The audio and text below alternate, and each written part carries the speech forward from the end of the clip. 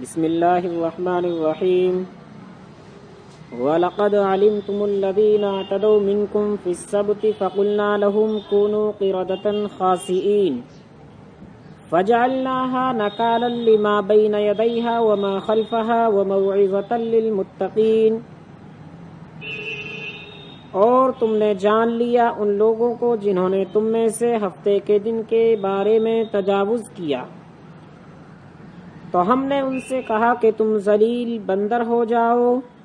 فَجَعَلْنَاهَا نَكَالًا لِمَا بَيْنَ يَدَيْهَا وَمَا خَلْفَهَا، تو ہم نے اس واقعے کو ان کے پہلے والے لوگوں کے لیے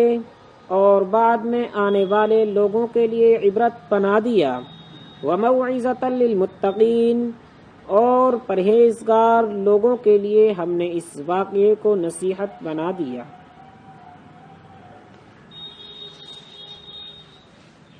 کل بنی اسرائیل کی میدان تیہ کے اندر جو حالت تھی اس کو بیان کیا گیا۔ آج اس بات کو بیان کریں گے کہ اللہ تبارک و تعالی اس آیت کے اندر کیا بیان کرنا چاہتے ہیں۔ اللہ تبارک و تعالی اس آیت کے اندر یہ بیان کرنا چاہتے ہیں کہ بنی اسرائیل کے کچھ لوگ تھے جو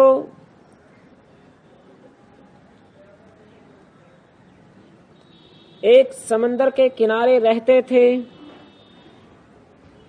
اور بنی اسرائیل کے یہاں اور بنی اسرائیل کے نزدیک ہفتے کا دن معزز سمجھا جاتا تھا،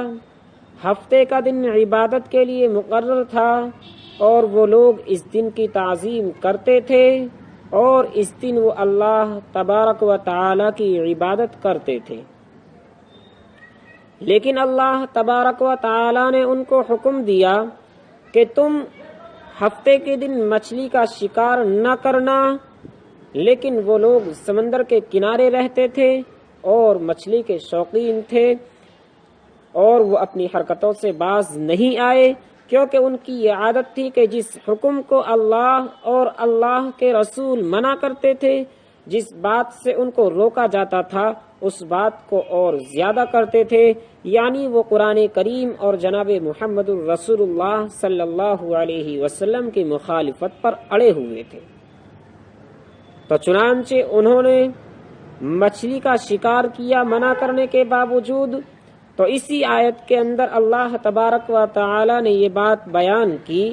کہ تم نے جان لیا ان لوگوں کو جنہوں نے تم میں سے ہفتے کے دن تجاوز کیا، یعنی ہفتے کے دن کی تعظیم نہ کی، ان کو مچھلی کے شکار سے روکا گیا، لیکن انہوں نے مچھلی کے شکار کو اور کیا، اور انہوں نے خدا کے حکم کی مخالفت کی۔ اور یہ جانتے ہیں کہ جب کوئی شخص خدا کے حکم کی مخالفت کرتا ہے تو اس پر کوئی نہ کوئی عذاب آسمان سے نازل کر دیا جاتا ہے۔